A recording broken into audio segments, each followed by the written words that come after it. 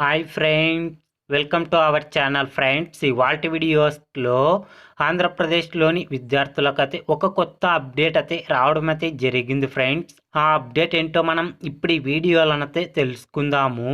మీరు ఈ వీడియోని ఎక్కడ స్కిప్ చేయకున్నట్ల చివరి వరకు చూడండి ఫ్రెండ్స్. అప్పుడైతే నేను చెప్పేది మీకు అర్థమవుతుంది. అలాగే వీడియో నచ్చితే ఒక లైక్ చేసి ఇంతవరకు మన ఛానల్ సబ్స్క్రైబ్ చేయని వాళ్ళు వెంటనే సబ్స్క్రైబ్ అయితే చేయండి ఫ్రెండ్స్. ఏపీ 10th ఇంటర్మీడియట్ పరీక్షల షెడ్యూల్ను ప్రకటించింది ఏపీ ప్రభుత్వం.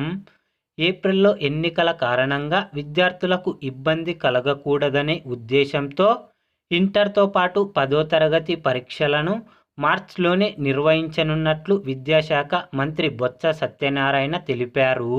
10th ఇంటర్ విద్యార్థులు కలిపి 16 లక్షల మంది పరీక్షలు రాయబోతున్నారని, వారికి ఇబ్బంది కలగకూడదని మార్చిలోనే 10వ తరగతి పరీక్షలు నిర్వహించాలని నిర్ణయించామన్నారు మంత్రి బొత్స సత్యనారాయణ. మార్చి 18వ తేదీ నుంచి 30వ తేదీ వరకు 10వ తరగతి పరీక్షలు జరుగుతాయి. ఉదయం 9:30 నుంచి మధ్యాహ్నం 12:45 వరకు పరీక్షల సమయాన్ని నిర్ణయించినట్లు తెలిపారు.